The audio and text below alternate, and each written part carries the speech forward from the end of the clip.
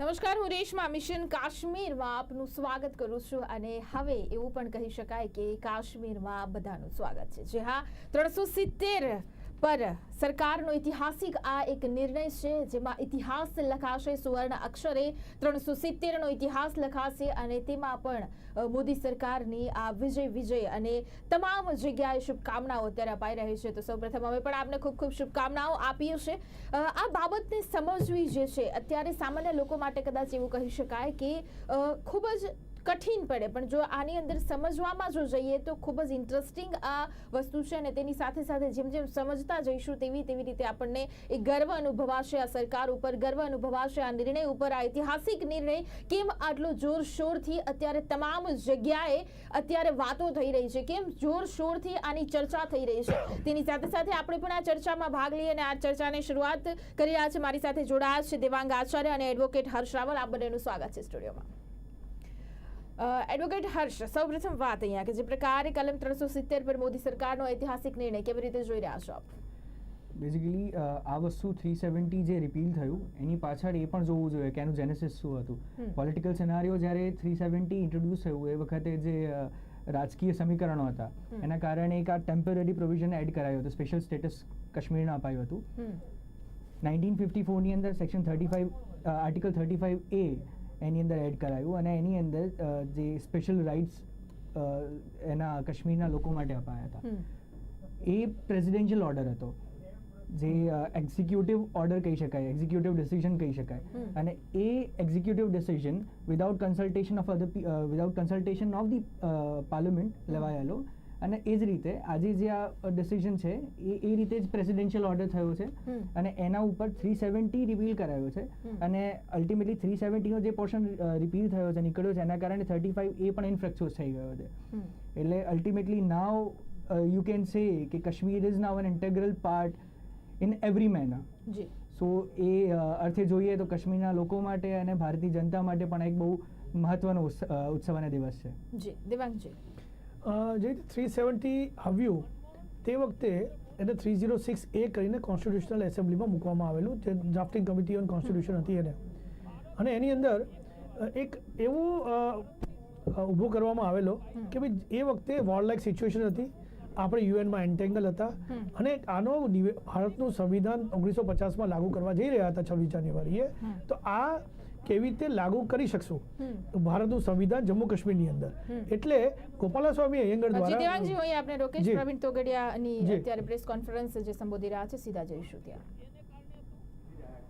અને 35A ને કારણે પાકિસ્તાનમાંથી આવેલા જમ્મુ કાશ્મીરમાં નાગરિક બનીને મત આપીને ચૂંટણી લડી શકે, પરંતુ તમે ગુજરાતમાંથી કે ઉત્તર પ્રદેશ ને બિહારમાંથી શ્રીનગરમાં જઈને મત ન આપી શકો, ચૂંટણી ન લડી શકો.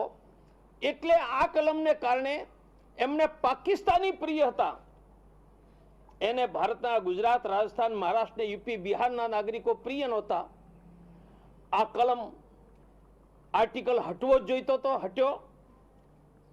મારો વિશ્વાસ છે કે સરકાર હવે કોમન સિવિલ કોડ જેવા મહત્વના બાકી રહેલા મુદ્દાઓ પણ સોલ્વ કરશે અને સાથે છેલ્લા 30 વર્ષથી કાશ્મીરી 4 લાખ પંડિતો જમ્મુની ઝૂંપડપટ્ટીમાં જીવે છે, એને પોતાના કાશ્મીરમાં ઘરોમાં જઈને રહેવાનો અધિકાર છે.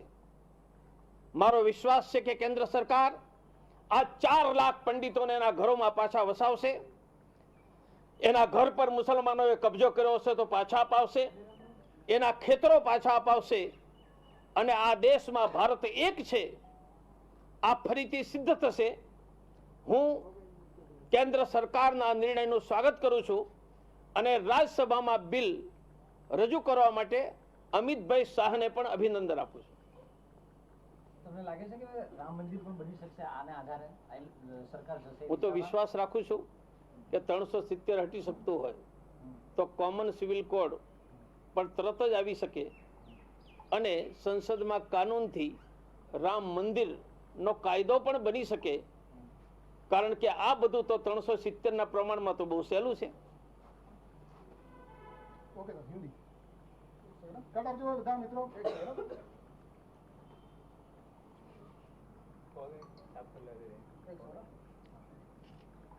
તમે રોલ કેજો ત્યારે કરીશ.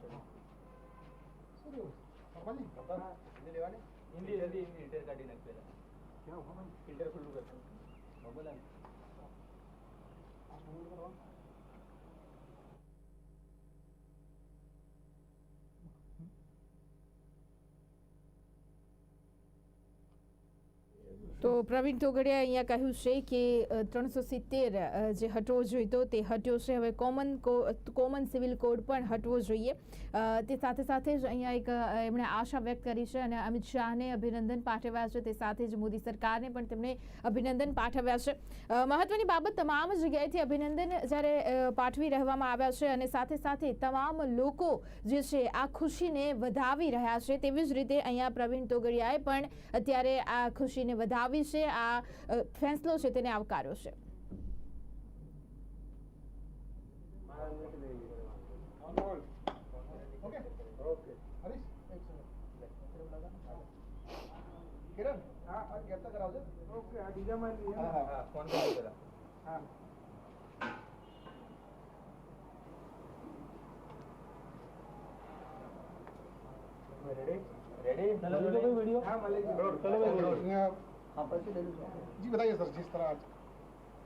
आज धारा 370 हटाकर जम्मू कश्मीर राज्य के पुनर्गठन का प्रस्ताव राज्यसभा में गृह मंत्री अमित भाई शाह ने रखा.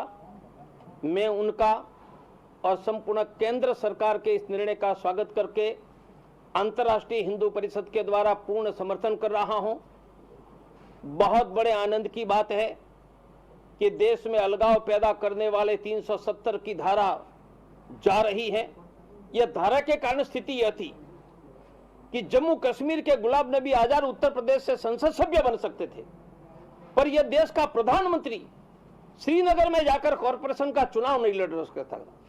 धारा 35A के कारण पाकिस्तानी नागरिक कश्मीर में आकर नागरिक बनकर वोट डालकर चुनाव लड़कर एमएलए बन सकता था, परंतु गुजरात, राजस्थान, पंजाब, यूपी, बिहार का भारत का नागरिक श्रीनगर में जाकर वोटर नहीं बन सकता था, न वोट डाल सकता था, न चुनाव लड़ सकता था. इनके कारण एक देश में दो संविधान बन गए थे. भारत की संसद का निर्णय जम्मू कश्मीर में नहीं लागू होता था जब तक जम्मू कश्मीर विधानसभा उनको स्वीकार नहीं कर सकती थी. यह देश में दो संविधान थे, दो झंडे थे. मानी एक देश में दो देश था. मैं पूरे देश में वोट डालूं, चुनाव लड़ पाऊं, पर जम्मू कश्मीर में चुनाव लड़ने का, वोट डालने का अधिकार नहीं था. मानी एक देश में दो देश थे. यह धारा 370 हटाने से यह समाप्त हुआ. 35 से अपने आप समाप्त हो रही है. मैं केंद्र सरकार के निर्णय का स्वागत करता हूं और आशा करता हूं कि इसी पद्धति से कॉमन सिविल कोड भी भारत की संसद में लागू हो जाएगा और 30 वर्ष से 4 लाख कश्मीरी हिंदू आज भी जम्मू की झोपड़पट्टी और देश में बेघर घूम रहे हैं. उनको कश्मीर में, सोपोर में, अनंतनाग में उनका घर वापस मिलेगा, उनके खेत वापस मिलेगा. और मैं बता दूं, यह 370-35 से हटने के कारण जम्मू कश्मीर में टूरिज्म का इतना विकास होगा जैसा स्विट्जरलैंड में हो रहा है. और उनके कारण जम्मू कश्मीर, लद्दाख के लोगों को रोजगार भी मिलेगा. हमारी देश की एकता भी खड़ी होगी, रोजगार भी मिलेगा.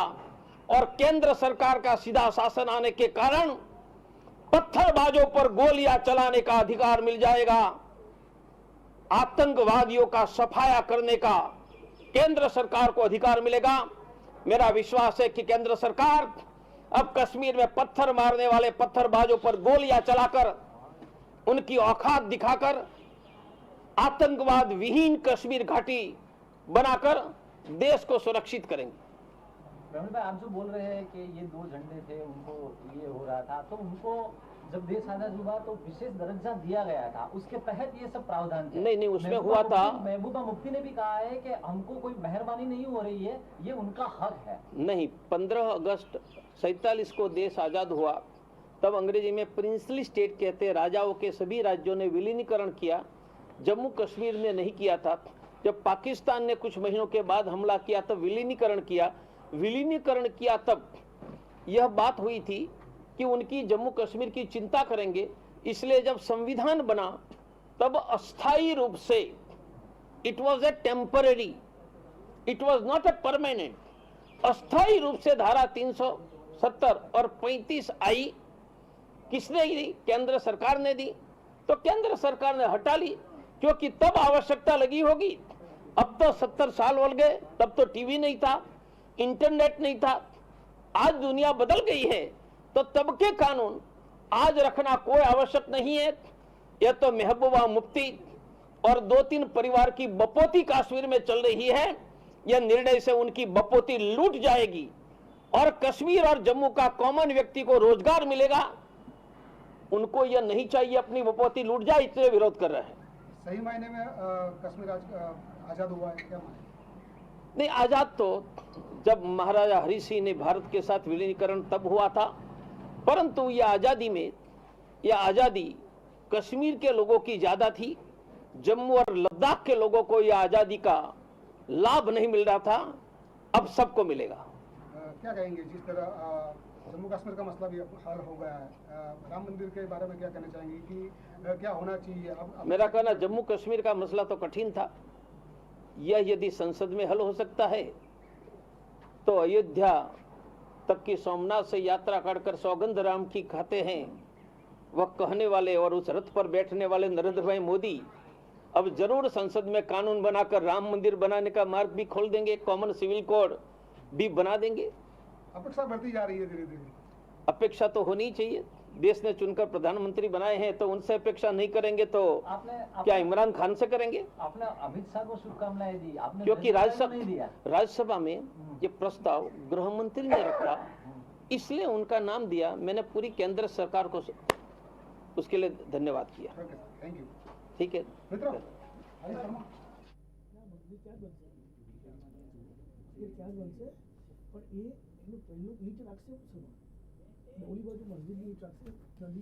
તો અહીંયા પ્રવીણ તોગડિયા દ્વારા પત્રકાર પરિષદ જે યોજવામાં આવી તેમના દ્વારા કહેવામાં આવ્યું અને વારંવાર કોમન સિવિલ કોડનો મુદ્દો તેમણે ઉઠાવ્યો અને સતત તેમણે જણાવ્યું કે કોમન સિવિલ કોડ પણ તેની ઉપર પણ હવે કેન્દ્ર સરકાર વિચાર કરશે. તેમણે અભિનંદન પાઠવ્યા છે. તે સાથે સાથે જ અહીંયા જેવી રીતે તેમણે અભિનંદન પાઠવ્યા, આપણે આ ચર્ચાને આગળ વધારીએ. દેવાંગજી, અહીંયા વાત 35A જે પીડિતોની આપણે જો અહીંયા વાત કરીએ અને વારંવાર અહીંયા પ્રવીણ તોગડિયાજીએ પણ સતત એમણે કહ્યું છે કે 4 લાખ કરતાં પણ વધારે જે કાશ્મીરી પંડિતો ઝૂંપડપટ્ટીમાં રહી રહ્યા છે તેમની માટે આ ખૂબ જ ખુશીનો દિવસ અને ગોલ્ડન ડે અહીંયા માનવામાં આવે છે. તે પીડિતોની આપણે અહીંયા થોડી વાત કરી લઈએ, જાણકારી મેળવીએ. જો 35A પીડિતો પંડિતો નથી, નંબર 1. 35A જ્યારે લાવવામાં આવ્યું એ પ્રેસિડેન્શિયલ ઓર્ડર ઓફ 1954 થી લાવવામાં આવ્યું. એમાં એવું કહેવામાં આવ્યું કે ત્યાંનો ભારતીય સંવિધાને ત્યાંની વિધાનસભાને સત્તા આપી કે ત્યાંનો નાગરિક કોણ હોઈ શકે, કોણ ન હોઈ શકે, કોને પરમેનન્ટ રેસિડેન્ટ સર્ટિફિકેટ આપી શકાય કે ના આપી શકાય. 47માં 2 લાખથી 1947માં 2 લાખથી વધારે લોકો વેસ્ટ પાકિસ્તાનથી જમ્મુ કાશ્મીરમાં આવીને વસ્યા. એમની પાસે આજની તારીખમાં એમની વસ્તી 4 લાખથી વધારે છે. આજની તારીખમાં એમને રેફ્યુજી ગણવામાં આવે છે અને એમની પાસે કોઈ રાઇટ નથી. એટલે એમના છોકરા કોઈ સ્કોલરશિપ નથી લઈ શકતા, ગવર્મેન્ટ કોલેજમાં એડમિશન નથી લઈ શકતા, એમને પાકા મકાનો બનાવવાનો હક્કો નથી, એ પંચાયતના ઇલેક્શનમાં વોટ નથી કરી શકતા, સરકારી સ્કીમનો લાભ, સ્ટેટની જે સરકારી સ્કીમ છે એનો લાભ નથી લઈ શકતા. એટલે જે પીડિત છે એક વર્ગ આ છે. બીજું છે 57માં સફાઈ કર્મચારીઓ આવ્યા. સફાઈ કર્મચારીઓને તો એ લોકો સાથે ધોખો કરવામાં આવ્યો. એમને એવું કહેવામાં આવ્યું કે તમે આવીને વસી જાઓ, તમને અમે PRC આપશું. આવું એ વખતે બક્ષી ગુલામ મોહમ્મદનું કેવું હતું. પંજાબમાંથી ફેમિલીઝ ગયા, આજની તારીખમાં એમની 4થી પેઢી ચાલે છે અને એમને એવું કહેવામાં આવે છે કે તમે અહીંયાના નાગરિક ત્યારે જ છો જો તમે સફાઈ કર્મચારી તરીકે છો. એટલે કોઈ બેન કે કોઈ છોકરો એન્જિનિયર થાય તો એણે ત્યાં નોકરી કરવી હોય જમ્મુ કાશ્મીરની અંદર તો માત્ર ને માત્ર સફાઈ કર્મચારી તરીકે કરવાના. એ વાલ્મીકી સમાજમાંથી આવેલા લોકો હતા. ત્રીજો જે વર્ગ છે મહિલાઓનો છે. એટલે જે મહિલાઓ બીજા પ્રાંતના પુરુષ સાથે લગ્ન કરે તો એને પોતાના હક્કો જતા રહેતા હતા. 2002 પછી રેક્ટિફાઈ થયું, બહેનના હક રહે છે પણ એમના જે પતિ અને એમના જે પુત્ર જે થાય એના હક્કો નથી રહેતા. પણ ઊંધું પણ એવું છે કે પાકિસ્તાનમાંથી રહેલી કોઈ દીકરી કે બેન એ જમ્મુ કાશ્મીરના કોઈ મુસલમાન સાથે લગ્ન કરે તો એને હક્કો મળી જાય છે. મીરવાઇઝ ફારૂકને મળી ગયા, યાસીન મલિકની પત્નીને મળી ગયા, ઓમર અબ્દુલ્લા ફારૂક અબ્દુલ્લાની પત્નીને હક્કો મળી ગયા. એટલે જેને જે પ્રમાણે ઇન્ટરપ્રિટ કરવું જોઈએ એ પ્રમાણે કરે છે. અને ગુરખાસ છે, એ લોકો આર્મીમાં હતા, આ લડાઈ લડ્યા, શૌર્ય ચક્ર મળ્યા એમને, પણ એ લોકો ત્યાંના નાગરિક નથી. એટલે જે પીડિત વર્ગ છે એ લાખોની સંખ્યામાં છે. પંડિતો તો પીડિત છે જ, પણ એ 90ના દશકામાં થયેલો આતંકવાદને કારણે છે. 35 તો 1947થી આ લોકો પીડિત છે. અને એની તો કોઈ રિઝર્વેશન નથી, કશું. મોટાભાગના લોકો ઓબીસી છે, ઓબીસીનો ત્યાં કાયદો નથી. એટલે આજે 10% રિઝર્વેશનની ઇકોનોમિક બેકવર્ડ કાસ્ટનું જે થશે એનો ઘણા લોકોને લાભ થવાનો છે આની અંદર. એટલે પીડિત આ 4 મોટા વર્ગ છે. હર્ષ, અહીંયા જે પ્રકારે આપણે સંવિધાનની જો અહીંયા વાત કરવામાં આવે તે મુજબ આપ અહીંયા સામાન્ય લોકોને કેવી રીતે અહીંયા ડિફાઇન કરી શકો છો? જ્યારે હમણાં હાલ જ અમારા મિત્ર સાથે અમારી ડિસ્કશન થઈ તો એ 1962ની અંદર જે અમેન્ડમેન્ટ થયું હતું એમાં નાગાલેન્ડને સ્પેશિયલ કન્સિડરેશન આપ્યું અને એને 371 આર્ટિકલ 371 પછી બીજા બધા પ્રોવિઝન્સ પણ છે. બાકી એના 1962 પહેલાં ટ્રાન્ઝિશનલ એન્ડ ટેમ્પરરી એ રીતે પ્રોવિઝન હતું. એટલે આ જે 370 હતું એ એક ટ્રાન્ઝિશનલ ફેઝ માટે એક ટેમ્પરરી પ્રોવિઝન હતું અને એ આજે નહીં તો કાલે એ નીકાળવું જરૂરી જ હતું. એ પરપેચ્યુઅલી તમે મતલબ નિત્યકાળ સુધી તમે રાખી ના શકો, ક્યારેક તો એનો અંત લાવવો જરૂરી હતો. એ આજે નહીં તો કાલે. એના કારણે જે અત્યારે આ સ્ટેપ લેવાઈ ગયો છે, સરકાર પણ અત્યારે ત્યાં સેન્ટરમાં બહુમતીમાં છે અને એમના જોડે બધી શક્તિઓ, બધા સંપદાઓ છે, તો એ સારી રીતે આમ ઇશ્યુ મેનેજ કરી શકશે. અને લીગલ પ્રોવિઝનમાં જોવા જઈએ તો લીગાલિટી આની કદાચ ઇન ફ્યુચર ચેલેન્જ આ જે ઓર્ડર થયો છે આજે એની પણ લોકો કરી શકે. એ પણ સુપ્રીમ કોર્ટમાં ચેલેન્જ થઈ શકે, જેમ 35A થયેલો. અત્યારે તો જો કે હવે ઇન્ફ્રેક્ચર્સ થઈ ગઈ મેટર, કારણ કે હવે આર્ટિકલ જ રહ્યો નથી. તો એ રીતે આ જે ઓર્ડર થયો છે આની પણ વેલિડિટી કોન્સ્ટિટ્યુશનાલિટી ચેલેન્જ થઈ શકે છે, સંભાવનાઓ ખરી. આમાં હું થોડી પૂરક માહિતી આપીશ. 370 આવ્યું 1950માં અને એ વખતે એટલે અસ્થાયી સંક્રમણકારક આવું શબ્દ હતું. જેમ ભાઈએ કીધું 1962માં નાગાલેન્ડ માટે સ્પેશિયલ સ્ટેટસ આપવામાં આવ્યું. ગડબડ એવી શરૂ થઈ કે 62 પછી એ આખું વાંચીને જમ્મુ કાશ્મીરને પણ કોઈ વિશેષ દરજ્જો આપવામાં આવ્યો છે એવો ભ્રમ લોકો દ્વારા ઊભો કરવામાં આવ્યો, જેમના હિતો પોતાના સચવાતા હતા એ લોકો. અને એને કારણે દરેકના મનમાં, ભારતના સામાન્ય નાગરિકના મનમાં એવું આવ્યું કે જમ્મુ કાશ્મીરને કોઈ વિશેષ દરજ્જો આપવામાં આવ્યો છે, જે સાચી વાત નથી. અને એ આજે ટેમ્પરરી અને સંક્રમણકારક હોવાને કારણે, ટેમ્પરરી ટ્રાન્ઝિશનરી હોવાને કારણે એને ક્યારેક ને ક્યારેક તો જવાનું જ હતું. જવાહરલાલ નહેરુ કહી ચૂકેલા કે ઘીસતે ઘીસતે ઘીસ જાયેગા, એમનું સ્ટેટમેન્ટ છે. સરદાર પટેલનું વી શંકર, એમના જે સેક્રેટરી, એમને પણ કહેવામાં આવેલું કે ભાઈ હું 370 આજે 306A એ વખતે કહેવાતું હતું, 370 તરીકે આપણે ઓળખીએ છીએ, એને લાવ્યા. પણ એ ભવિષ્યમાં લોકોની અને રાજનીતિની શક્તિ હશે તો 370 જતું રહેશે.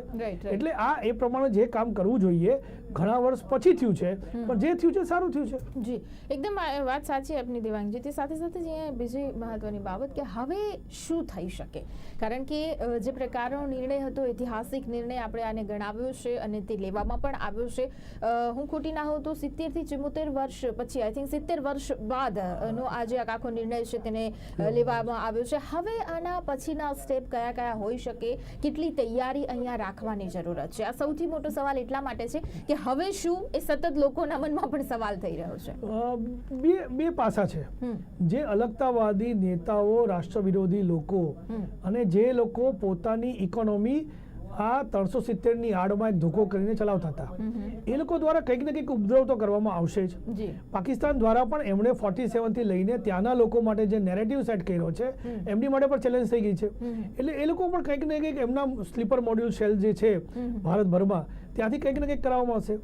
બીજી રહી ગઈ વાત, જે બીજું પાસું જે સરકાર તરફથી શું કરવામાં આવશે, તો આને કદાચ લેફ્ટનન્ટ ગવર્નરની સરકાર બનવામાં થશે. લેફ્ટનન્ટ ગવર્નરની અંતર્ગત રહેશે. કેન્દ્રના બધા જ કાયદા જે 130 આર્ટિકલ હજી સુધી લાગુ નથી પડ્યા એ પહેલા લાગુ કરવામાં આવશે. ત્યાંના લોકોના સાચા અર્થમાં લોકશાહી શું કરી શકે એ પહેલી વાર ત્યાંના સામાન્ય નાગરિકો જોઈશે. બીજું, ઇન્વેસ્ટમેન્ટ ખૂબ મોટું થઈ શકશે. ઇન્વેસ્ટમેન્ટ થવાને કારણે ત્યાં રોજગારી મળશે. જી. એટલે પોઝિટિવ સાઈડ આ છે. નેગેટિવ સાઈડ થોડા દિવસ માટે આ લોકો આ બધું કરશે. જે અલગતાવાદી લોકો છે, ત્યાંના જે સ્થાનિક પોલિટિકલ પાર્ટીઝ છે, એનસી, પીડીપી અને બીજા, જેમની રોટલી આટલા શેકાતી હતી આટલા વર્ષો સુધી, એમની દુકાન બંધ થઈ ગઈ.